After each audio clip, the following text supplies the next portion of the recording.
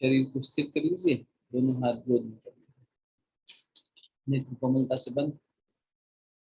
हृदय स्थान पर भगवान श्री राम का ध्यान करेंगे।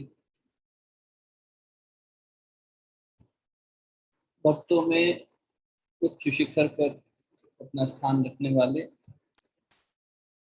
गोस्वामी तुलसीदास जी द्वारा रचित भगवान श्री रामचंद्र जी की स्तुति 16वीं शताब्दी में लिखी गई। तुलसीदास जी सीता जी के माध्यम से कह रहे हैं, भगवान श्री राम के गुणों का बखान कर रहे हैं। सीता जी जब माता पार्वती के भवानी के मंदिर जाती हैं तो अपने मन को कह रही हैं कि हे मन, तू ऐसे कृपा सिंधु भगवान श्री राम का भजन कर, जिनके भजन से, जिनकी कृपा से, जिनके चिंतन से, जिनके मनन से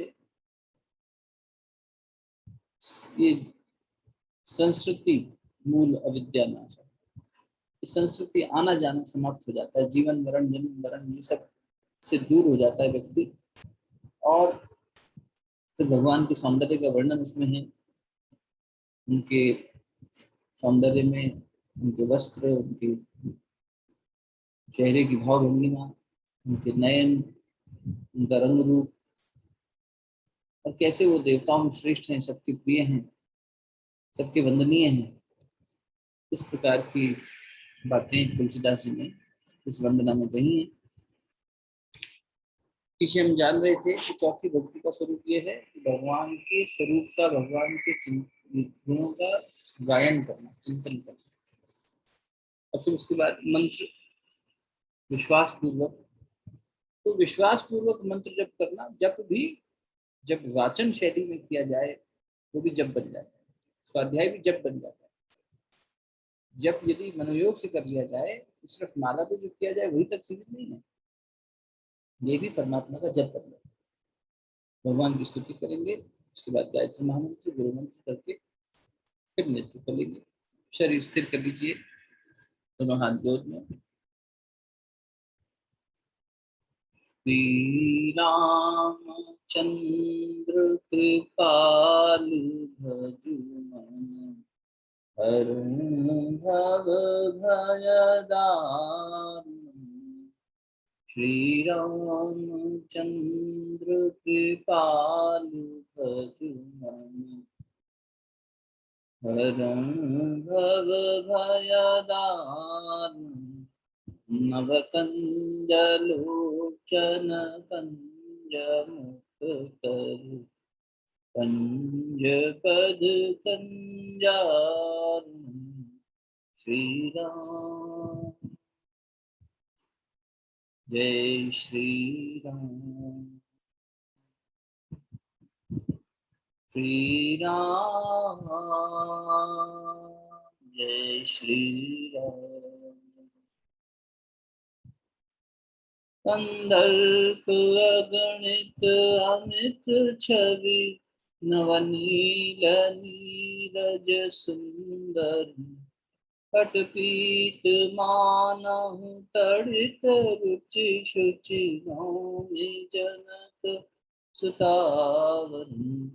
भजु दीन बंधु दिनेश दानव, दैत्यवंशनिकंदन। रघुनंद आनंद कंद कौशल चंद दशरथ नंदन। श्री रामचंद्र कृपालु भजु मन, हरण भव भय दारुण।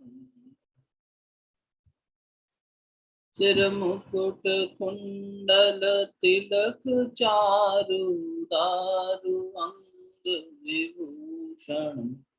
आजानु भुज शरचाप धर, संग्राम जित कर दूषण। नीति पद्धति तुलसी दास शंकर, शेष मुनि मन रंजन। मम हृदय कंज निवास कुरु, कामादि फल दल दंजन। श्री रामचंद्र कृपालु भजु हरण भव भय दारुण। अगर शब्दों का मोल पता हो, भाव पता हो, तो और आनंद आएगा जाने। सिर मुकुट कुंडल तिलक चारु दारु अंग विभूषण माजानुभुज। अजानुभुज लंबी बाहें जिनकी घुटनों तक गाई जाती है। महापुरुषों की, भगवान की एक शरीर की भी भाव भंगिमा होती है। यदि कोई अवतारी चेतना तो आप देखें, यदि ये सौभाग्य जीवन प्राप्त हो तो उसमें उनके स्थूल काया से भी पता लगता है कि अवतारी चेतना है। लंबे कान, विशाल नेत्र, लंबे हाथ होते हैं। आजानुभुज माने लंबे लंबे हाथ, घुटनों तक नीचे तक जाते हैं, बहुत लंबे हाथ होते हैं, वेस्ट लाइन से बहुत नीचे तक। आजानुभुज शर चाप धर संग्राम जित खर दूषण इति वदति तुलसी दास शंकर शेष मुनि मंजन मम हृदय कंज निवास तुम कामादि खल दल गंजन श्री रामचंद्र कृपालु भजु मन हरण भव भय दारुण। मनुजाहि राचहु मिलहि सोबरु सहज सुंदर सावरु करुणा निदान सुजान शीलु सनेहु जानत रावरु यही भांति गौरी असीस सुनि सिय सहित हर्षि यदि तुलसी भवानी पूजी पुनि पुनि मुदित मन मंदिर चली श्री रामचंद्र कृपालु भजु मन हरण भव भय दारुण। नव कंज लोचन कंज मुख कर कंज पदु कंजारु। ओम भूर्भुवः स्वः तत्सवितुर्वरेण्यं भर्गो देवस्य धीमहि धियो यो नः प्रचोदयात्। ओम गुरुर्ब्रह्मा गुरुर्विष्णु गुरुदेव महेश्वरः गुरु साक्षात् परब्रह्म तस्मै श्री गुरुवे नमः। अखण्डमण्डलाकारं व्याप्तं येन चराचरं तत्पदं दर्शितं येन तस्मै श्री गुरुवे नमः। मातृवत् लालयित्री च पितृवत् मार्गदर्शिका नमोऽस्तु गुरुसत्तायै श्रद्धा प्रज्ञायिता च या। ॐ आयातु वरदे देवी प्रयक्षरे ब्रह्मवादिनी गायत्री छन्दसां मातः ब्रह्मयोने नमोस्तुते ब्रह्मयोने नमोस्तुते। दोनों देवियों का आपस में मिलिए। देवता को मुखमंडल पर हृदय स्थान पर स्पर्श करें।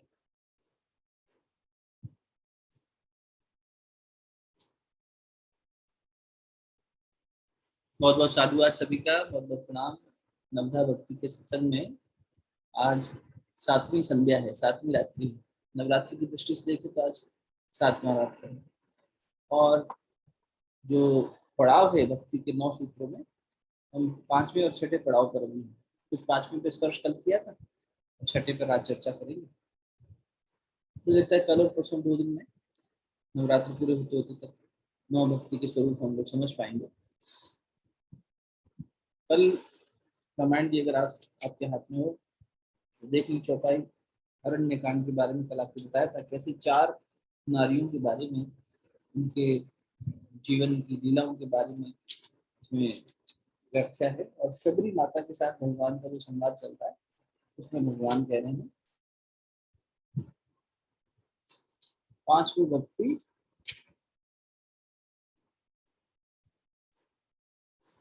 मंत्र में विश्वास है। और यही देखो अरण्य कांड में ही वो जो दोहा भी मिलेगा, तो उमा कहूँ मैं निज अनुभव अपना, सत्य हरि भजन जगत सब सब। तो भगवान क्या कह रहे हैं देखो, हे माता शबरी, मंत्र जाप मम दृढ़ विश्वास, पंचम भजन से वेद प्रकाश। पांचवा क्या है, मंत्र जप में दृढ़ विश्वास, ये पांचवा भजन। और छठा क्या है, छठ दमशील विरक्ति बहु कर्मा निरत निरंतर सज्जन धर्म। पहले पांचवे को फिर देख लेते हैं एक बार। कल निवेदन किया कि जब किसे कहेंगे, मंत्र किसे कहेंगे, मननाथ त्रायते इति मंत्र है, जो मन का त्राण कर दे। शास्त्र की परिभाषा क्या कह रही है, जो मन का त्राण कर दे उसे मंत्र कहते हैं। मननाथ त्रायते इति मंत्र,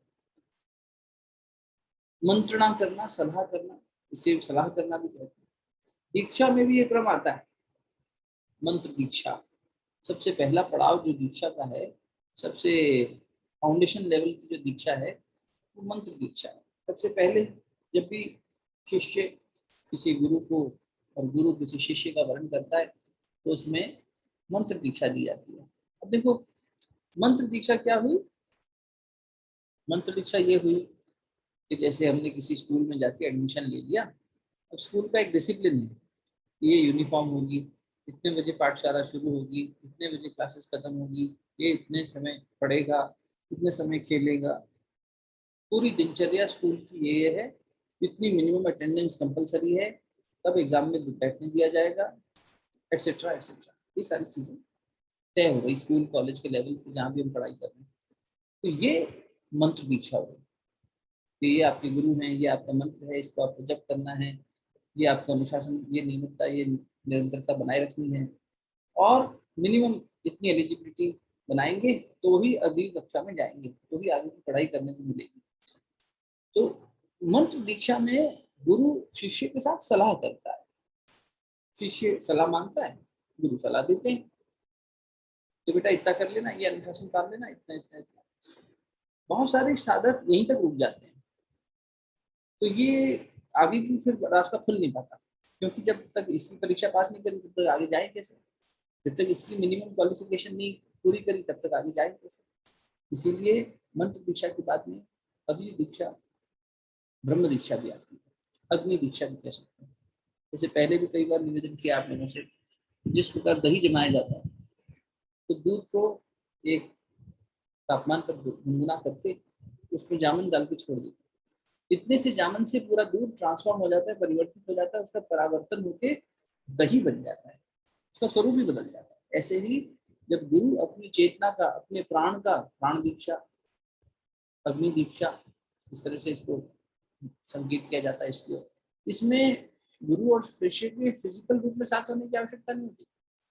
चेतना का चेतना से संपर्क होता है, प्राण का प्राण से संपर्क होता है, अग्नि का गुरु की अग्नि से एक संविधान लेके इनकी अग्नि में स्थापित कर देते हैं शिष्य के लिए, और उसको और प्रज्वलित कर देते हैं। अब वो पूरी गुरुमय होने लग जाता है। फिर ये ब्रह्म दीक्षा हो गई, पहले मंत्र, ये अग्नि दीक्षा हो गई, प्राण दीक्षा हो गई। ये यहाँ तक पहुंचना चाहिए साधक कि हमारे अंदर जीवन गुरुमय हो जाए। जैसे हनुमान जी ने कहा ना कि चैतन्य स्वरूप में फिर मैं आप ही हूँ, देह रूप में, जीव रूप में मैं, ठीक है, मैं मानव हूँ, आप भगवान है, मैं भक्त हूँ, आप भगवान, लेकिन वैसे देखा जाए तो मैं एक ही हूँ, आप ही। तो मंत्र दीक्षा से शुरू करके ब्रह्म दीक्षा तक जाना, या यूँ कहते हैं कि मंत्र से शुरू कर कर साधक मंत्र को पकड़ता है, अब मंत्र को पकड़े रहे, मंत्र को बदले नहीं। कल भी निवेदन किया, मंत्र, माला और मूर्ति ये व्यक्तिगत है, अपनी होनी चाहिए। मंत्र, मूर्ति और माला तीनों, और फिर इसी के साथ अभ्यास करते करते इतनी ऊर्जा बढ़ती चली जानी चाहिए कि एक समय ऐसा आए कि फिर हम इनसे उपराम हो जाए, है ना। फिर तो माला से उपराम हो सकते हैं। उपराम होने का मतलब ये हो गया कि फिर यंत्र की आवश्यकता नहीं, माला क्या है, यंत्र तो है जिस पर आप मंत्र को बार बार घुमा रहे हो, बार बार ऊर्जा पैदा कर रहे हो। अब क्योंकि ये विज्ञान है, न्यूरो साइंस है कि हमारी शरीर के जो कोर्स है इससे एनर्जी निकलती है, प्राण विद्युत निकलती है, और सबसे ज्यादा वो डेंस हमारे यहाँ पर होते हैं, इसी से मुद्राएं बनी है, इसी से सारी मुद्राएं बनी है। योग मुद्राएं जो हैं। तो इसलिए जब हम माला से जप करते हैं तो उसकी ऊर्जा उस माला में भी जाती है, ऊर्जा का सिद्धांत है। इसलिए लेखन का बहुत महत्व है। जब आप कुछ विचार करते हैं, कुछ सोचते हैं, उसको कल्पना करते हैं, उसको लिखते हैं, सजाते हैं, बनाते हैं, अगर आप एक पेंटर हैं पेंटिंग करते हैं, कलाकार हैं कला निकाल के आते हैं सामने, तो जब आप लेखन में परिवर्तित करते हो तो आपके पूरे शरीर से होकर गुजरती है, विशेष रूप से आपकी कर्मेंद्रियों से, हाथों के माध्यम से आप लिखते हो, विचार करते हो, तो भावना प्रेषित होती है। इसलिए तपस्वियों द्वारा लिखे गई बातें, कही गई बातों का असर उनके शरीर छोड़ने के बाद भी, उल्टा शरीर छोड़ने के बाद ज्यादा दूर तक, ज्यादा लंबे समय तक जाता है। देख लो किसी भी महापुरुष को उठा के, जब वो थे तब के लोग उसे कहाँ समझ पाए, और अगर थोड़े बहुत समझे भी तो उसके बाद जैसे जैसे समय बीतता गया उनकी ख्याति, उनकी बातें और ज्यादा उपलब्ध होती गई। गीता देखो कब कही गई, बुद्ध भगवान कब आए। अब देखो बोधत्व की ओर जाना अनिवार्य होता जा रहा है। बोधत्व की ओर जाना अनिवार्य मतलब बुद्धिज्म फॉलो करना अनिवार्य नहीं है, बुद्ध का शिक्षण। अब देखो त्रेता हो चाहे द्वापर हो, युद्ध समाधान के रूप में सामने लाना पड़ा। अब युद्ध समाधान नहीं होगा, अब तो खंडन कर देंगे सारी चीजों का परमात्मा। ऐसे बड़े बड़े देश टूट के छोटे छोटे हो जाएंगे, छोटे देश में विलीन हो जाएंगे, और फिर जगत गुरु का अभ्युदय हो जाएगा।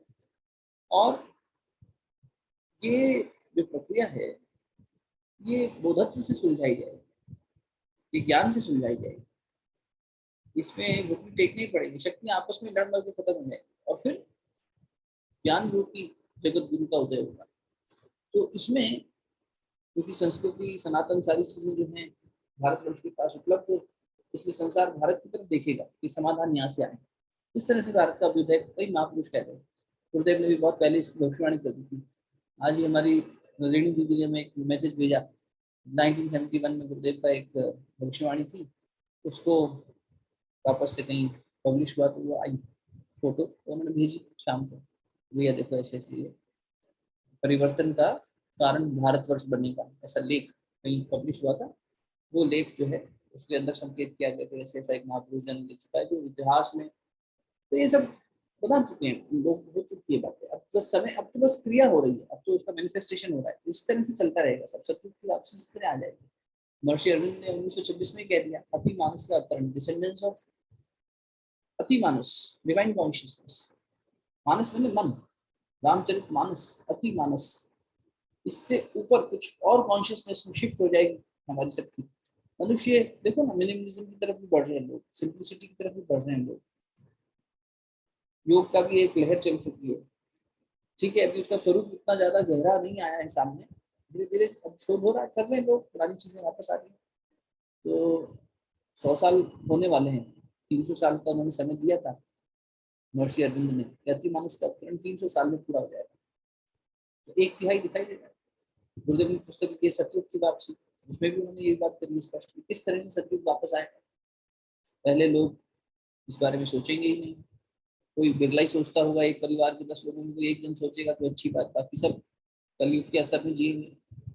फिर उसके बाद वो एक का बहुत विरोध होगा, धीरे धीरे एक 10 में से 4 लोगों को समझा पाएगा, उनमें भी वो बात आएगी, और वो विचार तक तो होगा, करने की शक्ति नहीं होगी। अच्छा सोच तो पाएगा पर कर नहीं पाएगा, क्योंकि जब करने की कोशिश करेगा तो खुद का संकल्प भी कम पड़ जाएगा। फिर गुरुदेव ने कहा फिर उसमें परमात्मा संकल्प शक्ति भी भर देगा, तो जो सोचेगा वो करेगा भी, और उससे दूसरों को प्रेरणा भी देगा, तो एक दूसरे को देखकर सब बदलने लगेंगे, और फिर देखते ही देखते संसार में सतयुग वापस आ जाएगा, स्वर्ग में ही हो जाएगा। सोचो आप कि मंत्र की शक्ति कितनी है, लेकिन मंत्र की शक्ति की शर्त क्या है, पवित्रता, शुद्धता।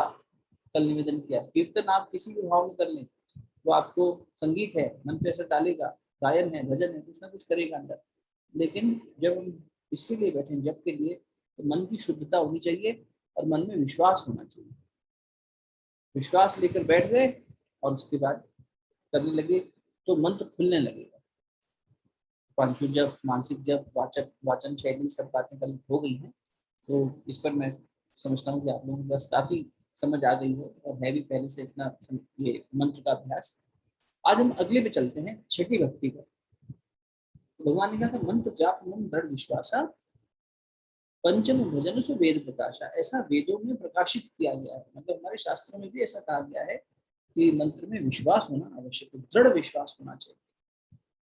दृढ़ विश्वास, विश्वास रूपी प्रेम, विश्वास रूपी खाद से जब हम पौधे को सींचेंगे, कल बात हुई थी ना, एक मेटाफोरिकल वे था बताने का, एक एनालॉजी थी कि हृदय रूपी खेत में राम नाम का बीज, और उसमें भक्ति के आंसू, प्रेम के आंसू, उसे सींचे, लेकिन उसमें मेड़ लगानी पड़ेगी, निरंतरता की, संयम की, और फिर उसके बाद में खाद देनी होगी दृढ़ विश्वास की, तो फिर फसल अच्छी हो जाएगी। छठी भक्ति क्या है? हे शबरी माता, ध्यान से सुनो। छठी भक्ति है छठ दम सील, दमन शील, इसमें एक एक शब्द बहुत महत्वपूर्ण है। छठी क्या है? दम यानी दमन करना, सील यानी शील के लिए कहा है, अवधि भाषा है, शील होना, पंचशील होते हैं ना, पंचशील होना। विरति, ब्रह्म कर्म, विरति वह कर्म, विरति जो है वो विरति में बदल जाए, वैराग्य में बदल जाए, और जो बहुत सारे कर्म करने की जो आदत है वो कम हो जाए। क्या मतलब होगा, अभी एक एक करके खोलेंगे। निरत निरंतर सज्जन धर्मा, ये निरंतर करते रहने वाला व्यक्ति को ही सज्जन कहते हैं, सज्जन का धर्म है। तो यदि ये गुण है तो समझना चाहिए कि भक्ति का ये स्वरूप हमारे अंदर आया। दमन शब्द का मतलब क्या हुआ? दमन का मतलब गला घोट देना नहीं है, दमन का मतलब किसी पर अत्याचार करना नहीं है, दमन का मतलब एक स्नेहपूर्ण अनुशासन है। देखो, मन अपना ही बच्चा है, आज का नहीं है, इस जन्म में हमारे बच्चे, हमारे कुछ सालों से हमारे बच्चे होंगे, तो ये हमारा बालक, ये हमारा मन, ये हमारा मंत्री, इसी से तो मंत्रणा करते हैं। इसलिए मननाथ त्रायते इति मंत्र है, इसी मन का ठीक करना, मंत्र रूपी साबुन से मन की मैल धोना। अब देखो, इस मन को कई जन्मों से, न जाने कितने जन्मों से हम अपने साथ लेकर चले, तो इससे झगड़ा नहीं करना है, इसको बस सहज अवस्था में लाने का अभ्यास करवाना है। तो दमन क्या है? संयम, दमन को समझने के लिए संत पुरुष ने, मैंने सुना, उन्होंने कहा, बेटा देखो, अगर एक बच्चा खेल रहा हो और खेलते खेलते दूर तक जा रहा हो, हम लोग गंगा जी जाते हैं जब, तो गोपा कई बार जाने की कोशिश करती है, और माँ ने स्नेह पूर्वक कह दिया बस इससे आगे नहीं, अब बच्चा रुक गया, ये दमन हुआ। इसमें कहीं भी ऐसा नहीं है कि डांटा जा रहा है या कुछ कहा जा रहा है, ये स्नेहपूर्ण अनुशासन है। मंत्र से, मन से इतनी मित्रता तो करिए कि मन को हम स्नेहपूर्वक कुछ कहें तो वो सुने। आप किसकी बात सुनते हैं? इससे आप प्रेम करते हैं उसकी, जो आपको, आपका हितैषी लगता है, उसकी बात आप सुनेंगे नहीं, ये इसके प्रति श्रद्धा है हमारी, इससे हम प्रेम करते हैं, तो उसकी बात मानना, एटलीस्ट मानने की पहले सुनने के लिए भी कहें, तो हम हर एक की बात नहीं सुनते। बहुत बार माँ बाप और बच्चे में भी देखा जाता है कि एक दूसरे की बात नहीं सुनते, पति पत्नी में देखते हैं, भाई भाई में देखते हैं, बहन बहन में देखते हैं, नहीं एक दूसरे की नहीं सुनते। मित्र की सुन लेंगे, माता पिता की नहीं सुनते। क्यों? मित्र से अपना तो ज्यादा लग रहा है, सही गलत जो भी हो, लेकिन अभी उससे अपनी घनिष्ठता ज्यादा महसूस हो रही है, ये मुझे समझता है, ये मेरा वेल विशर है, ये मुझे समझते नहीं है, यहाँ गैप आ गया, कम्युनिकेशन गैप, तो इनको छोड़ के अब वो दूसरे की सुनने लगता है, होता है ना? तो अब किसकी सुने? मन किसकी सुनेगा? जब मन से मित्रता करेंगे तब। मन से घृणा करेंगे, मन का गला घोटेंगे, ऐसा नहीं करना। दमन यानी इंद्रिय संयम, विचार संयम, वाणी संयम। आप सही भी कह रहे हो तो भी अगर आपको पता है कि आपकी बात कहने से कड़वाहट फैलेगी और अभी कहना ठीक नहीं है, आप चुप रह गए, ये दमन हो गया, वाणी का दमन हो गया। आपने संयम बरत लिया ना, बाद में माहौल ठीक होगा, समझा देंगे प्रेम से, लेकिन नहीं मेरी बात है, अभी माननी चाहिए थी, अभी कहने का, मैं भी अपनी बात कहूंगा ही कहूंगा, सिर्फ सुनूं क्यों, मेरी बात तो सही थी, ऐसा हट कर लेना ये ठीक नहीं। तो भक्त कौन है, साधक कौन है? जो अपने मन का दमन कर सके। देखो, कर्म नियत से ही तो हो रहा है, भाव से ही तो हो रहा है। चाकू भी चाकू मार रहा है, डॉक्टर भी चाकू मार रहा है, दोनों पेट में चाकू मार रहे हैं, और दोनों का एंड रिजल्ट ये निकला कि सामने वाले की मृत्यु हो गई। डॉक्टर ने बचाने के लिए चाकू मारा था पेट में, उसने हत्या करने के लिए, सामान लूटने के लिए मारा था। नीयत अलग थी, इसलिए कर्म अलग अलग हो गया। गुरु भी डांटता है अपने बच्चे को, अपने शिष्य को, लेकिन करुणामयी डांट होती है। माँ बाप यदि बच्चे को डांटे भी, लेकिन भाव करुणा का हो, प्रेम का हो, तो वो कर्म सही, वो हिंसा नहीं होती। पहले हम लोग चर्चा कर चुके हैं गीता जी के समय पे हिंसा, हिंसा के बारे में, तो वहां भी नहीं जाएंगे। और ये जो कर्म ऊपरी से दिखा रहे हैं कि बहुत मुस्कुरा रहे हैं, बड़े अच्छे हैं, लेकिन अंदर ही अंदर जिसके प्रति द्वेष का है या क्रोध का भाव है, तो ये तो प्रेम का भी अपमान हो गया। आपस में तनाव हुआ पति पत्नी का, डांट बच्चे को पड़ गई, तो यहाँ तो उसको उसकी भूल पे नहीं डांट पड़ी है, यहाँ तो एक दूसरे का फ्रस्ट्रेशन निकाल दिया। तो ये तो कहीं से भी अनुशासन नहीं है। या ऑफिस का घर पे उतार दिया, या घर का कहीं और उतार दिया, ये सब, ये तो प्रेम का ही अपमान हो गया। भाव से ही, भाव की शुद्धि, भाव की शुद्धि। देखो चित्त यदि संताप से भर जाए ना, तो फिर ठीक नहीं, फिर जीवन भारी हो जाता है। संताप मतलब आदमी जलता रहता है फिर अपने कर्मों की अग्नि में, अपने विचारों की अग्नि में। चित्त को ऐसा नहीं कर लेना चाहिए। चित्त में शीलता होनी चाहिए। वो कब आएगी? जब मन को, चित्त में मन, मन को हम धीरे धीरे दमन करके, यानी संयम में लाके एक सहजता के भाव में लेके आना शुरू करेंगे, तब। मंत्र यही कर रहा है, संतों का संग यही करेगा, मन को बार बार संयमित करने में मदद करेगा, और फिर उसमें शीलता आएगी, फिर उसमें ऐसे गुण आएंगे। तो शीलता तो ऐसा गुण कहा गया है कि जिसके बारे में आपके शत्रु को भी प्रशंसा करनी पड़ती है। रावण ने करी प्रशंसा, रावण ने कहा अंगद से, है कभी एक महाबलशीला, नाम नहीं पता मुझे, आया था, ये नल नील क्या करेंगे, ज्यादा से ज्यादा इंजीनियर है, कुछ कर लेंगे, तुम क्या करोगे? सुग्रीव के भतीजे हो, बाली के बेटे हो, ठीक है, सुग्रीव क्या कर लेगा, लेकिन हाँ एक है कभी एक महाबलशीला, उसके पास शील है। शील बात लगी, शील का मतलब क्या हुआ? कथनी, चिंतन, वाचन और कर्मणा, तीनों एक जैसा हो गया, यानी इंटीग्रिटी आ गई। शील, श्रेष्ठ सोच रहा है, श्रेष्ठ बोल रहा है, श्रेष्ठ कर रहा है, चरित्रवान हो गया ना। स्वामी जी कहा करते हैं, purpose of education is not this information transfer, character building होना चाहिए। सबसे पहले तो वो मूल उद्देश्य होना चाहिए, चरित्रवान होने चाहिए, शीलवान होने चाहिए। गीता जी शुरू करके हमने, आपको याद होगा, हो गए 2-2.5 वर्ष, शुरू के सेशंस में द्रौपदी जी के पंचशीलों का वर्णन हुआ था। है शील होगा, नारी के अंदर शील हो जाए तो नारी जैसा गुरु नहीं। नारी के अंदर शीलता क्योंकि नेचुरली है, तो शीलता का विकास कर ले जाए तो श्रेष्ठतम गुरु नारी ही हो सकती है, स्त्री हो सकती है, वही भी है। तो इसीलिए शीलता हमारे अंदर, मनुष्य को सहनशील होना चाहिए, ग्रहणशील होना चाहिए, विचारशील होना चाहिए, मननशील होना चाहिए। शीलता है तो अंदर की जो है चरित्र को बार बार बार बार बार बार देखो, कसौटी कसौटी रखो, महापुरुषों के जीवन की कसौटी रखो, और बार बार प्रश्चित करें। जितनी आयु में पहुंच गया जीवन, पीछे मुड़कर देखें क्या क्या भूल हुई है, उसका सुधार करेंगे। क्षमा नहीं, प्रायश्चित। क्षमा माँ बहुत मांगी, अब प्रायश्चित करेंगे, जो भूल हुई उसका सुधारेंगे, प्रायश्चित करेंगे, तब करेंगे तो शील बढ़ेगा। कोई नहीं है पृथ्वी पे, गुरुदेव ने दिया, कोई एक इंसान मुझे नहीं दिखाई देता, और संत पुरुष भी ये बात छोड़ छोड़ के कहते हैं, कलयुग में तो ये संभव ही नहीं है कि जिससे भूल ना हुई हो, जिससे पाप ना हुआ, जिससे दुष्कर्म ना हुआ, कोई एक भी नहीं जो इस कलयुग की चपेट से बचा। लेकिन प्रायश्चित करने वाले,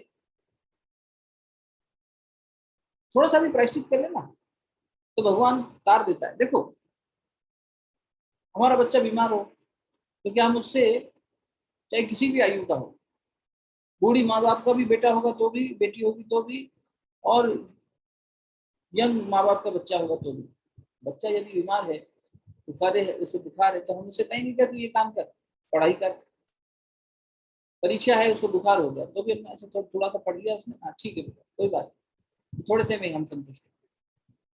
कलयुग में इसलिए कहा गया है भगवान ज्यादा आसानी से मिल सकता है, क्योंकि हवा इतनी तेज है सांसारिकता की, भोग वासनाओं की, संस्कारों की, कि यदि थोड़ी सी भी किसी ने भगवान की याद कर ली सच्चे भाव से, लेकिन सच्चे भाव से, दृढ़ विश्वास से, तो फिर हो गया मामला। इसीलिए कहा गया है, ये तो हम सब बीमार हैं, मन बीमार है ना सबका कलयुग में, इसके प्रभाव से। तो इस आदि व्याधि की स्थिति में थोड़ा सा भी कर लेने से आगे की यात्रा बढ़िया हो जाती है। तो थोड़ा दमन करना मन का। बाबा क्या करते हैं, अरे भाई तुम्हें खाना ही है, देखो खूब सारी आदमी सब्जी लेगा, वो लेगा, थोड़ा अचार ले लेगा, थोड़ा सलाद ले लेगा, थोड़ा चटनी ले लेगा, कुछ ले लेगा, उतना ले लो बस। संसार में हो अगर तुम्हें यह है कि हाँ नहीं भी अभी हमारा इतना संयम नहीं सधा है, कोई बात नहीं, भगवान को जो अर्पित कर सकते हैं वैसा अर्पण करके भोजन करेंगे, हो गया संयम, दमन हो गया ना भोजन में। जो अभक्ष हम भगवान को नहीं खिलाएंगे तो वो हम भी नहीं खाएंगे, बस। तुलसीदास ने लिखा है बनाइए व्यंजन जो बनाने हैं, लेकिन ये ध्यान रखिए कि इसका परमात्मा को पहले भोग लगाना है, तो उनको भोग लगाने के लिए कैसा बनाओ, वैसा ही हो जाए। ये संयम भोजन में हो जाए, वाणी में हो जाए, विचारों में हो जाए, अपनी क्रियाओं में, इंद्रिय जो लालच है उसमें हो जाए, तो दमन हो गया। देखो अगर किसी शेर को, कल्पना करो एक शेर को एक बड़े सारे पिंजरे में, खूब ऊंची छत है जिसकी, बहुत बड़ा केज, ह्यूज, और बड़ा ही खूंखार नरभक्षी शेर है, तो उसको लोहे के ऐसे पिंजरे में डाल दिया, तो शेर चुपचाप तो नहीं बैठेगा, बार बार चढ़ने की कोशिश करेगा, खूब तेज तेज दहाड़ेगा, खूब हाथ पांव पटकेगा, अपने नाखूनों से खरोचेगा, सब करेगा। पर अगर आप दरवाजा नहीं खोलें तो, या यूं कहेंगे उस केज में दरवाजा ही नहीं है, ऊपर से लाके बस इसे डाल दिया पिंजरा, तो थोड़े समय बाद कितना भी खूंखार शेर क्यों ना हो, शांत हो ही जाएगा। दमन यही है। मन कितना भी बुरा शेर क्यों ना हो, इसमें कितनी भी तामसिकता क्यों ना आ गई हो, कितनी भी राजसिकता क्यों नहीं आ गई हो, रजोगुण तमोगुण में ओत प्रोत क्यों ना हो, क्या करेगा ज्यादा से ज्यादा, अगर हम इंद्रिय रूपी दरवाजों को बंद कर दें, जो न देखने योग्य है उसे ना देखें, नहीं तो वो फिर हमें प्रेरित करेगा गलत के लिए। जो न सुनने योग्य है वो ना सुने, जो न बोलने योग्य है ऐसी वाणी ना बोले, ये तराजू तोल के तब मुख बाहर आ गई, कभी हृदय रूपी तराजू को तोल के फिर मुंह से बाहर निकालो, बोलो निरर्थक क्यों बोलना और खड़गा क्यों बोलना, सार्थकता हो जिस बात में, जिसमें हित होता हो वो बात कही जाए। तो अब यदि ये दरवाजों को हम बंद करने लगे, होगा शुरुआत में दिक्कत होगी, दहाड़ेगा शेर, पंजे मारेगा, हम कहेंगे इस बारे में ना सोचें, इस और ना दिखें, और ज्यादा मन करेगा करने का, लेकिन शुरुआत यही से करनी पड़ेगी भाई, इससे आगे कोई रास्ता है नहीं, इसके अलावा इंद्रिय संयम यहीं से शुरू करना पड़ेगा। मन को कुविचारों और दुर्भावनाओं से बचाए रखने के लिए उसकी व्यवस्था बनानी पड़ेगी, स्वाध्याय और सत्संग की, और बाहर से उसे बचाए रखने के लिए इधर से हटाना भी पड़ेगा, जहाँ जहाँ जा रहा था अनावश्यक, उसकी जो कुसंगत है उसे कम करना पड़ेगा, वरना जो देखेगा वो उस तरफ जाएगा। मन करेंगे आके तो, इंद्री बंद कर दी मैंने, लेकिन मन में विचार फिर भी जाएगा, कोई बात नहीं, शुरू में जाएगा, बाद में थक जाएगा, बैठ जाएगा, इसलिए पहले दरवाजे बंद करें। तो दमन, शीलता आई, विरक्ति यानी वैराग्य आया, इधर उधर की रति से मन हटा, उधर मंत्र चल रहा है दृढ़ विश्वास से, और वह कर्मा, जो कर्म बहुत ज्यादा हो, देखो कर्म से मुक्ति तो नहीं मिल सकती, कर्म तो करना ही है, कर्म के बिना तो जीवन चलेगा नहीं, मनुष्य जीवन कर्म पे आधारित है, ये कर्म योनि है, इसलिए कर्म तो करना ही करना है। अब वही इसलिए गीता जी को कर्म योग की ग्रंथ ज्यादा कह दिया जाता है, वरना भक्ति योग, ज्ञान योग सभी है उसमें, और बराबर मात्रा में है, ऐसा कहीं नहीं है कि सिर्फ कर्मयोग का ग्रंथ हो, सभी तरीके से भगवान ने कर्म में क्योंकि उसे प्रेरित कर दिया, इसलिए कह दिया कि कर्मयोग का ग्रंथ है, क्योंकि कर्म तो कोई भी किए बिना नहीं रह सकता, और हम कर्म करेंगे तो योगमयी होकर करें। अब बहुकर्मा क्यों कहना पड़ा भगवान को यहाँ शबरी माता से, मनुष्य देखो संसार में आया है, साधन जुटाएगा, संसार में रहते हुए जीवन को अच्छा बनाने की कोशिश करेगा, कभी कर्तव्य के नाम पर, कभी जिम्मेदारी कहते कुछ भी करके करेगा, पैसा कमाएगा, घर बनाएगा, सुविधा जुटाएगा, सब करेगा। लेकिन कोई भी कर्म इतना नहीं होना चाहिए कि वो बाद में संताप का कारण बन जाए, अति ना हो। अति कर्मा भी कह सकते हैं आप। अति तो देखो अच्छी चीज की भी हो जाए तो ठीक है, आवश्यकता ही नहीं है और फिर भी हम करे जाएं, जब आवश्यक नहीं हो फिर भी खाए जाएं तो बीमारी आएगी ना। कितना भी स्वादिष्ट भोजन हो, कितना भी बढ़िया उसमें बना हो, लेकिन अगर हमने अनावश्यक खा लिया तो परेशान करेगा, अपच करेगा। कितना भी अच्छी बात हो, आप बोलते रहें, सामने वाले को समझ ना आ रही है, बेकार जाएगी। अति कर्म की कोई आवश्यकता नहीं। कर्म से मुक्ति नहीं मिलनी है, लेकिन कर्म फल से मुक्ति प्राप्त करनी है। कर्म फल छोड़ देना, कर्म फल छोड़कर भगवान में विश्वास करके उनको संयमित करके वैराग्य बना दिया जाए, उसकी रति वहां से हटा के परमात्मा में लगा दी जाए। अरे ज्यादा नहीं तो देखो, इतना मूल्यांकन तो मोटी मोटी बुद्धि से किया जा सकता है कि साधना और साधन, इनमें बैलेंस तो हो। अभी तो साधन साधन साधन कर रहे हैं, बाहर सांसारिक साधन जुटा रहे हैं, लेकिन आध्यात्मिक यात्रा की दृष्टि से या यूं कह लें कि अपने संसार को भी अच्छे से निभाने के लिए साधना की जरूरत है भाई। ये संसार की इतना स्ट्रेसफुल एनवायरनमेंट है, इतना सब उठापटक मची हुई है। पहले कभी कोई एक महाभारत हुई थी, आज हर घर में महाभारत हो रही है, एक दूसरे के दुश्मन बने बैठे हैं लोग, तलवारें खींचे बैठे हैं बात बात पर। ऐसे में तो और ज्यादा जरूरत है साधना की। साधन थोड़ी मदद कर रहे हैं, बहुत अच्छा साधन है, बड़ा अच्छा बिस्तर है हमारा, नींद नहीं आ रही।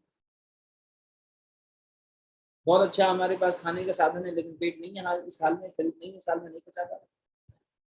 साधन काम नहीं आ रहे, पैसा काम नहीं आ रहा, साधना ही काम आती है, भगवान ही काम आता है। बड़े भले ही बहुत बड़े सूरमा थे पांडव और थे परमात्मा के अजीज, लेकिन द्रौपदी के काम नहीं आए, फिर उन्हें भगवान ने बचाया, साथी भगवान ने। तो भगवान से जुड़ने के लिए जो साधना आवश्यक है, यूं कहेंगे इधर के जो साधन है, भगवान से बातचीत करने के साधन है, ध्यान भगवान से बात करने का साधन है, मंत्र भगवान के साथ जुड़ने के लिए एक फ्रिक्वेंसी है, ट्यूनिंग का तरीका है, मन की शीलता, मन की स्वच्छता इसके लिए आवश्यक है। ये आए इसके लिए जरूरी है कि संतों का साथ किया जाए, सत्संग किया जाए, ग्रंथ सदग्रंथों का अध्ययन किया जाए, महापुरुषों के जीवन को पढ़ा जाए, इस पर दृढ़ विश्वास होना चाहिए। हो गया काम, बन जाएगा अंदर का वातावरण ऐसा। मुश्किल नहीं है, किया नहीं है या कम किया इसलिए लगता है मुश्किल है नहीं। स्वामी जी कहा करते थे, biggest of the truths are not complicated, they are very simple. But जो समझने वाले हम लोग हैं ना, हमारी बुद्धि लायक नहीं, तो हमें वो समझ में नहीं आता, so we make it complex. एक पत्रकार से बातचीत में, इंटरव्यू में उन्होंने उनसे पूछा गया, what is poison according to you Swami ji, Vivekananda ji. बोले कोई भी चीज जो अति हो गई वो जहर है, कोई भी चीज जो अति हो गई वो जहर। संसार में कोई भी ऐसी चीज नहीं है, कोई भी ऐसी वस्तु नहीं है जिसका अतिभोग कर लिया और वो जहरीली न बनी हो। इसलिए भगवान ने कहा ये कर्म जो है संतुलित होने चाहिए। गीता जी कहती हैं अभय बनो, भाई क्या को। लेकिन संसार में देखो भय कितना गहरा, संसार में अगर जुड़ेंगे तो भय बढ़ेगा जीवन में। जिसके जीवन में जितना भय है समझो वो उतना सांसारिक है, यानी हम सब सांसारिक। तो भगवान की तरफ जाते जब तो निर्भय हो गए होते, अभय हो गए होते। भोगे रोग भयम कुले, जैसे ही भोग करेंगे तो रोग आएगा, रोग आने का भय, भोगे रोग भयम, भोग करेंगे तो रोग का भय आ जाएगा। कुले च्युति भयम, जो उच्च कुल के हैं उनको इस बात का भय है कि हमारे कुल में ऐसा कोई घटना ना हो जाए, कोई ऐसा काम ना कर दे कि हमारे कुल की नाक कट जाए, उनको अपनी इज्जत ना बिगड़ जाए, इस बात का भय है। वित्त नृपाल भय, जब पैसा आ जाता है तो सरकार का भय हो जाता है, टैक्स का भय, इसका भय, पुलिस का भय, ये अपने किडनैपर्स का भय। माने दैन्य भयम, जब मान आ जाता है, अभिमान आ जाता है, अहंकार आ जाता है, तो दीनता का भय। अभिमानी व्यक्ति को दीन समझ में नहीं आएगा। भले रिपु भयम, बलशाली है, उसको लगेगा कभी तो मेरा बुढ़ापा आ जाएगा, तो ये या बीमारी आ गई तो मैं मेरा भय नाश हो जाए, मेरा बल नाश हो जाए, इस बात का भय है। और रूपे जराया भयम, रूपवान व्यक्ति को बुढ़ापे का कि झुर्रियां आ जाएंगी, इस बात का भय है। संसार में देखो सबको भय है। ये भर्तृहरि जी ने लिखा है, वैराग्य शतक नाम का एक उन्होंने लेखन किया, वैराग्य शतक, 100 बातें कही, उसका 31वां श्लोक। तो उसमें उन्होंने कहा भर्तृहरि राजा थे, राजा से फिर सन्यासी हो गए, बहुत बड़े ऋषि बने। तो उन्होंने कहा है कि भोगे योग भयम, कुले च्युति भयम, वित्ते नृपाल भयम, ऐसा कहते हुए उन्होंने सारी बातें कही। फिर क्या करें, शास्त्रे वादि भयम, जिसने किताबें बहुत पढ़ ली, उसको शास्त्री समझने लग गया कि हमने बहुत शास्त्र पढ़ लिए, उसको शास्त्रार्थ करने में भय है कहीं हार न जाए। जब उन्होंने बात कही थी तब शास्त्रों का शास्त्रार्थ बहुत होता था। अष्टावक्र जी ने उसी का खंडन किया। अष्टावक्र शास्त्रार्थ में होता था कि जो जीत जाएगा दूसरे को उसका दास बनना पड़ेगा, शिष्य बनना पड़ेगा, और अगर ये स्वीकार नहीं होगा तो उसे सब छोड़ना पड़ेगा। तो वो उनके पिताजी ने आत्महत्या कर ली। तो शास्त्रे वादी भयम, गुणे खल भयम, गुणवान को इस बात का है कि कहीं इसमें खल न पड़ जाए, इस बात का भय है। सांसारिक गुण है, अरे बड़ा गुणवान बच्चा है हमारा, उसमें खल ना आ जाए, किसी तरह का दोष ना आ जाए। काय कृतान भय, वही काया में फिर वही भय है कि चली जाएगी एक दिन। सर्वम वस्तु भयान्वितम, कह रहे हैं सारी वस्तुओं में भय है। भूरि नृणाम वैराग्य वेव अभय, केवल वैराग्य ही ऐसा है जिसमें भय नहीं, जो भय ही नहीं करते। और कोई चीज है ही नहीं जीवन में जो आपको भय नहीं कर सके। ये राग को छोड़ने से ही भय मुक्त होगा, सीधी बात है, सरल कर दें इतनी बड़ी बात को। जिसमें आपका जितना राग है उसके उसके जीवन से संबंधित या उस वस्तु से संबंधित उतना ही ज्यादा भय है। अगर माता पिता को संतान में है तो संतान को कुछ ना हो जाए इस बात का भय, अरे भगवान इसकी स्वास्थ्य ठीक रखना, अरे इसका नुकसान ना हो जाए, इसको कहीं चोट ना लग जाए, इसका पैसे का नुकसान ना हो जाए, इसकी पढ़ाई ठीक चले, इसका जीवन ठीक चले। आदमी भय में ही तो इसे प्रार्थना कर रहा है, चिंता में ही तो है। भय से चिंता का जन्म हो रहा है, अनिश्चितता, परेशान हो रहा है, इनसिक्योर फील कर रहा है। तो ये देखना चाहिए कि केवल जो है भगवान ही है जो डर को हटा सकते हैं, इसलिए ये अभय मुद्रा कहलाती है। आशीर्वाद मुद्रा जो देखते हैं, तो मंदिर में जाते हैं, प्रतिमा से आशीर्वाद दे रहा है वो देवी देवता, क्या है, अभय बनो, अभय बनो। प्रत्याहार कह सकते हैं इसको योग की भाषा में, कि हम बाहर से अपनी इंद्रियों को खींचें भीतर और परमात्मा की ओर ले चलें। तो हे शबरी माता, जो ऐसा करता है निरंतर सज्जन धर्मा, और जो निरंतरता के साथ सज्जनता का धर्म का पालन करता है, ये छठी भक्ति है। सोचो गृहस्थ में होकर ये किया जा सकता है। भक्ति के ये गुण हमारे अंदर उतारने, हमें जीवन शैली बनानी है, हमें सिर्फ पढ़ लिख के नहीं छोड़ देना है इसको। यहाँ वही बहुत चिंतन हो गया, खत्म नहीं, नवरात्र होगा, इसमें नवरात्र में बात करेंगे, चैत्र नवरात्र खत्म, ऐसा नहीं। इसको जीवन में उतारना है कि ये 10 पैरामीटर्स 9 पैरामीटर्स मेरे जीवन में आने के लिए ये करना है, इसमें मैं ठीक हूँ।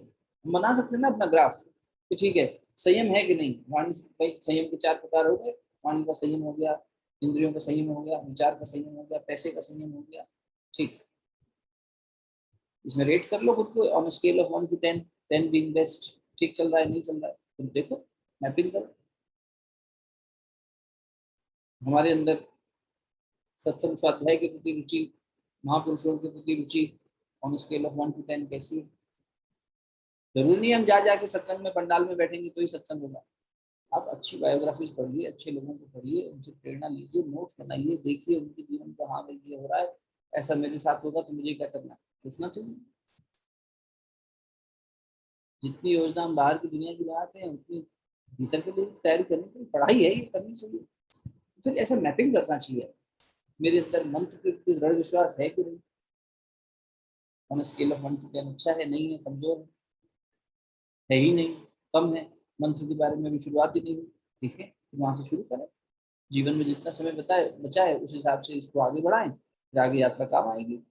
पूंजी है ये तो, ये व्यर्थ नहीं जाएगी। तो संसार से हटेंगे, इस तरफ चलेंगे, तभी होगा। तो भगवान कह रहे हैं निरत निरंतर सज्जन धर्म।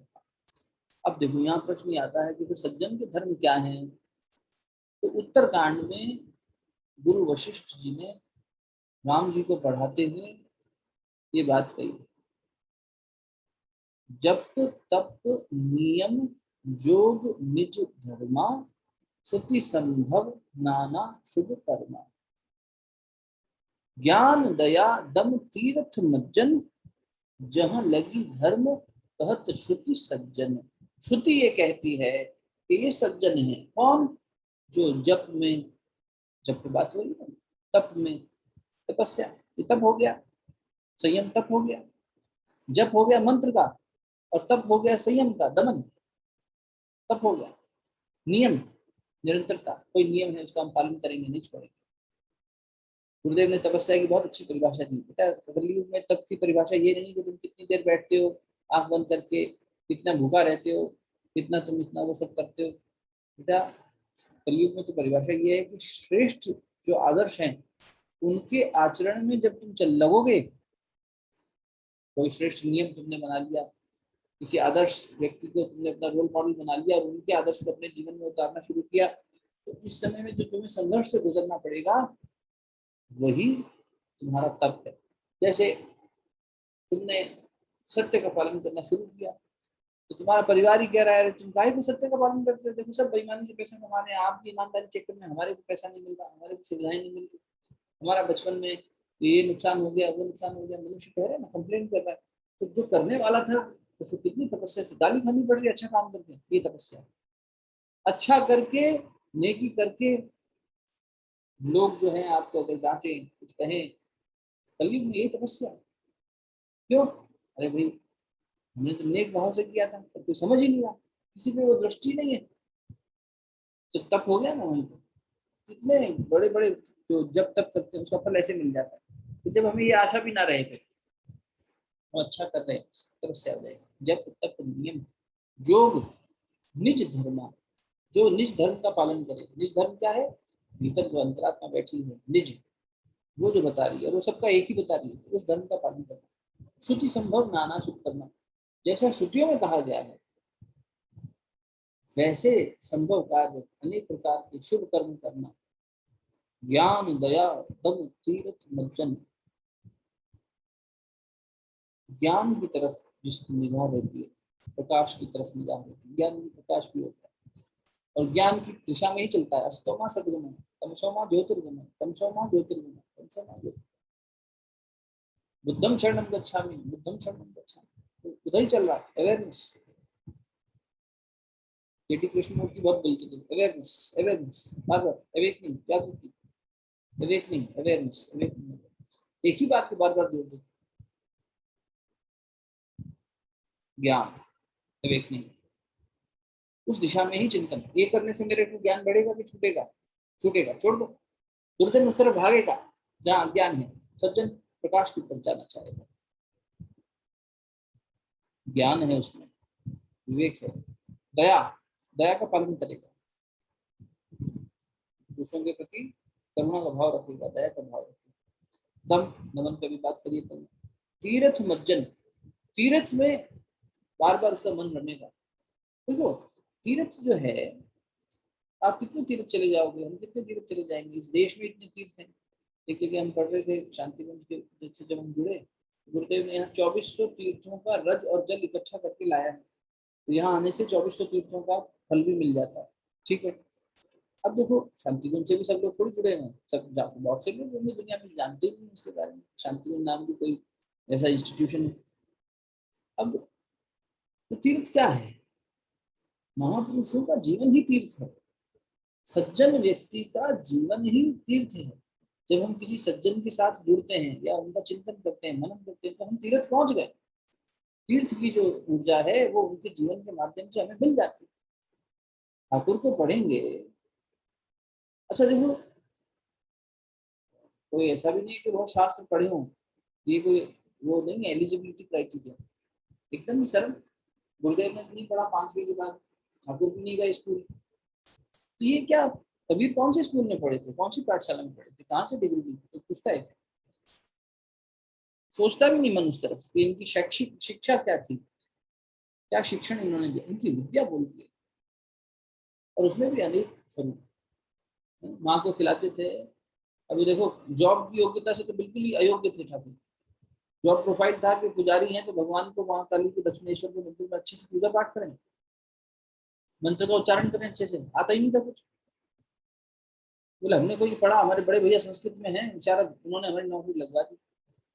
बोले ये कैसा है, ट्रस्टी लोग सर पीटते थे, हटाओ इसको, रानी रासमणी ये पहले खुद खाता है फिर माँ को भोग लगाता है। बोले हाँ मेरी माँ यही करती थी, पहले खुद चख के देखती थी फिर मुझे खिलाती थी, अब मैं चख के देख रहा हूँ, देखो शबरी और भगवान राम प्रत्यक्ष दिख रहे हैं, ठाकुर रामकृष्ण परमहंस और माँ काली, पहले खुद चख के देख रहे हैं। फिर फूल सुनते थे पहले, ये फूल में खुशबू ठीक है कि नहीं, फिर चढ़ाएंगे। कभी घंटों मंदिर में आरती और भोजन कीर्तन गाते रहते थे, रोते रहते थे, पूरे भाव में भक्ति में चले जाते थे। और कभी कई दिन तक दिया नहीं जलाते, अब दूध थे। अब इसको अपने ऊपर मत उतार लेना, हमारे जैसा तामसिक व्यक्ति क्या करेगा, अरे कोई बात नहीं, हमने भी 4 दिन से धूप बत्ती नहीं जलाई तो हम भी ठाकुर रामकृष्ण परमहंस का अंश है ठाकुर जी की तरह कर रहे हैं और उन्हीं के रास्ते पे चल रहे हैं। और आज हमारा खूब भाव आ गया तो बड़े शुद्ध होकर अच्छे अच्छे फूल सजा दिए मंदिर में, सब कर दिया। हमारा ये क्षणिक वैराग्य है। वो तो हर समय माँ में रमे रहते थे, क्रिया से परे चले गए थे। ये सज्जन के धर्म है, ये सदगुरु के धर्म है। इनका जीवन चिंतन करने से तीर्थ का लाभ ऐसे ही मिल जाता है। कहीं जाना नहीं है कि गंगा दूर चली गई, हिमालय दूर चला गया, कौन सब थोड़ी आ पाएंगे, पूरी दुनिया की आबादी यहाँ थोड़ी आ पाएगी, और उस भाव से थोड़ी आ जाएगी। घूमने फिरने पर्यटन के लिए आते हैं लोग। हमारे अंदर तीर्थ उतर जाए, हमारे अंदर वो उतर जाए। बहुत सारे तीर्थों का हमें पता भी नहीं होगा, नाम ही नहीं पता होंगे, बहुत सारे ऋषियों के नाम नहीं पता होंगे, कितना अज्ञानी है। और उस दिशा में बढ़ने भी लगे, अगर रुचि भी लेने लगे तो भी जीवन इतना छोटा है, इतना सारा संस्कृति में भरा पड़ा है, नहीं जान सकते। तो इसीलिए महापुरुषों को पढ़ो, समझो, जानो, उनका संकीर्तन करो, और फिर वही तीर्थ हो जाएगा, जीवन हमारा तीर्थ में हो जाएगा, फिर जाना नहीं पड़ेगा। ये सब वेदों के हिसाब से संत जनों के धर्म तय गए हैं, ये उनके क्रियाएं कही गई हैं, जिनके अंदर जप हो, तप हो, नियम हो। तो भगवान अब देखो ये अपने अंदर कितना हम उतार पाए, ये जब देखेंगे हम, ये पैरामीटर्स दे दिए भगवान ने। गीता जी में देख लो, 12वें अध्याय में भगवान ने अर्जुन का मुझे कौन प्रिय है लक्षण बता दिए। 13वें अध्याय में बता दिया ज्ञानी के 20 लक्षण क्या है, ये लक्षण बता दिए। किसी भी तरीके से पकड़ लीजिए, कहीं से भी पकड़ लीजिए, जो ग्रंथ अच्छा लगे वहां से ले लीजिए, भगवान ने खुद बताया है, इससे ज्यादा सर्व क्या होगा। तो परमात्मा खुद मुंह खोल के कह रहा है, ये क्वालिटीज और ये एट्रीब्यूट्स आप में अगर हैं तो ये रास्ते पर आप आगे बढ़ रहे हैं। पैरामीटर्स बता दिए।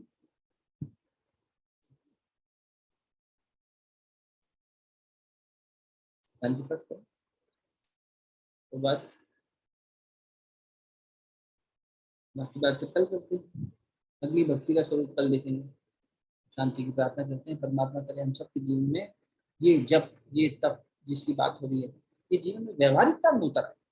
देखो ये सिर्फ पढ़ने सुनने तक सीमित नहीं रहना चाहिए, बार बार नहीं। 3 प्रकार का तप होता है, शारीरिक, मानसिक, वाचिक। शरीर से, मन से, वचन से। शरीर से, मन से, वचन से, ये तीनों प्रकार का तप हमारा बना रहेगा। तप करना जरूरी है, तप से संसार चल रहा है। धरती तप कर रही है, देखो गोल घूम रही है, सूरज के चारों तरफ घूम रही है, दुर्गा जी तपस्या बंद कर दे तो जीवन खत्म हो जाएगा। सूरज तप रहा है और हमें दे रहा है, प्राण दे रहा है, जीवन दायिनी शक्ति दे रहा है। एक एक अणु के अंदर तपस्या चल रही है। इलेक्ट्रॉन मूव करना बंद कर दे, अणु विस्फोट कर देगा, खत्म हो जाएगा, खंडित हो जाएगा। वो अखंड बना हुआ है, गतिशील बना हुआ है, निरंतरता बनी हुई है, उसमें ठहरा नहीं है। और फिर भी उस गति के अंदर एक परम गति है, स्थिरता, एक पॉज है उसमें। भगवान ने कहा गीता जी में, हे अर्जुन जितनी भी गति है मैं उसकी परम गति हूँ, पर मैं स्थिर। एक कील के चारों तरफ चक्की घूम रही है, पहिया घूम रहा है, कुमार घुमा रहा है उसको, या बैलगाड़ी में चक्का घूम रहा है, एक उसमें स्पिंडल में लगा हुआ है, बस वो सबको गतिमान बनाते हुए खुद स्थिर है। विभूति पाठ में भगवान ने समझाते, भगवान का ऐश्वर्य बता रहे, भगवान के अपनी बात बता रहे थे अर्जुन को, तब ये कहा। तो देखो 3 प्रकार का तप है, हमें तप करना चाहिए। व्यवहारिकता में कैसे आए तपस्या, ये नहीं कि हम सुबह 4 बजे उठ जाते हैं, ये हमारी तपस्या है। ठीक है, अच्छी बात है, अपने शरीर के लिए उठ रहे हैं। शरीर की दृष्टि से हमें क्या क्या संयम करने हैं। मन की दृष्टि से जैसे भी बात हो रही थी, कहाँ कहाँ से मन को बचा के लाना है और किस जगह लगाना है, तब हो जाएगा। मन छटपटाएगा नहीं, मुझे यहाँ जाना है, इसमें रस आ रहा था, हम उसे वहां से खींचेंगे, प्रत्याहार करेंगे, कहीं लगाएंगे, तब हो जाएगा। किसी आदर्श का पालन करेंगे, ठीक बनेंगे उसमें। ये हमारे गुरु का आदेश है, मंत्र बोलन गुरु वाक्य, इसको हम पालन करें। कोई हमें गला भी काट तो भी करें, ठीक। इंसान में क्या होगा, ज्यादा से ज्यादा बुरा हमारे साथ, हमारे अपने हमें गलत समझेंगे, इससे ज्यादा बुरा क्या होगा। ये चोट लगेगी ना, अरे हमारे अपनों ने हमें नहीं समझा, हमारे त्याग को, हमारी तपस्या को, हमारे समर्पण को नहीं समझा, ठीक। ये चोट बहुत भयंकर चोट होती है, तो मन हिल जाता है अंदर तक। ये तपस्या है। और यहाँ पर मंत्र की शक्ति काम आएगी, इसलिए जप और तप, जप और तप हृदय के दो पहिए हैं, जप और तप। या यूं कह लो वो ध्यान और जप, ध्यान और तप, क्योंकि ध्यान में भी यही बात है। ध्यान में भी आप जप ही रहे हो, परमात्मा का ही ध्यान कर रहे हो, उनका ही सुमिरन कीर्तन कर रहे हो, वहां भी जप चल रहा है। वहाँ मंत्र को आधार बना सकते हो, वो भी ध्यान हो गया। मंत्र पे ध्यान कर रहे हो, या परमात्मा पे ध्यान कर रहे हो, या प्रकृति पे ध्यान कर रहे हो, या जिस भी अपने आत्म स्वरूप पे ध्यान कर रहे हो, या निराकार पे कर रहे हो, तो वहाँ भी हम एक तरह से जप रहे हैं, एक दिशा में चल रहे हैं, ऊर्जा पैदा कर रहे हैं। वो ऊर्जा तब तब से भी पैदा होगी, ये मिलके हमारे संस्कार नाश होते हैं। जब और तब जरूरी होता है। ऐसा व्यवहारिक अपना बनाइए चिंतन की, जब जीवन दिन भर का चल रहा है तो उसमें कहीं कुछ हुआ और मेरे मन ने पीछे देखा, चुप गए। यहाँ पे फिर हम चुप रह सकते थे, यहाँ अनावश्यक बोल गए, यहाँ अहंकार के नाते प्रेरित होकर बोल गए, यहाँ संयम टूट गया। यहाँ व्रत पालन करना था, सही व्रत पालन, व्रत रखा था, ये व्रत छूट गया। व्रत रखा था कि आज गुस्सा नहीं करेंगे, उपवास रखा था, ये दुराचार नहीं करेंगे, हो गया मुझे, संभाल, गिरेगा होगा, उठेगा, शक्ति परमात्मा से ही लेंगे, कहाँ जाएगा हमसे, हमें छोड़ के भगवान से नहीं जाता, साथ में याद करेंगे, उसकी शक्ति लेंगे, फिर आगे शांति पाठ पुस्तक कर लीजिए। शेष बात कल करेंगे। भगवान को मन ही मन प्रणाम करते हुए यही भावना कि सर्वत्र शांति व्याप्त हो। शांति नहीं होगी तो फिर ये उपासना, साधना, आराधना ये कैसे टिकेगी। हम शांत होना चाहिए, मन को शांति परमात्मा ही दे सकता है।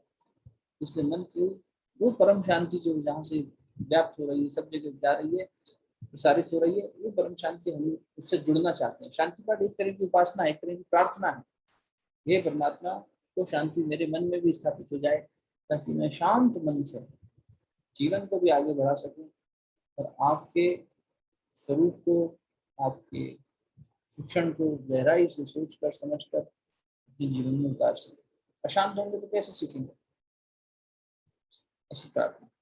ओम देव शांति अंतरिक्षगम शांति पृथ्वी शांतिराप शांतिरौषधयः शांति वनस्पतयः शांतिर्विश्वे देवाः शांतिर्ब्रह्म शांतिः सर्वगं शांतिः शांतिरेव शांतिः सा मा शांतिरेधि। ओम शांति शांति शांति सर्वारिष्टसु शांतिर्भवतु। ओम नमोऽस्त्वनन्ताय सहस्रमूर्तये सहस्रपादाक्षिशिरोरुदाय सहस्रनाम्ने पुरुषाय शाश्वते सहस्रकोटियुगधारिणे सहस्रकोटियुगधारिणे।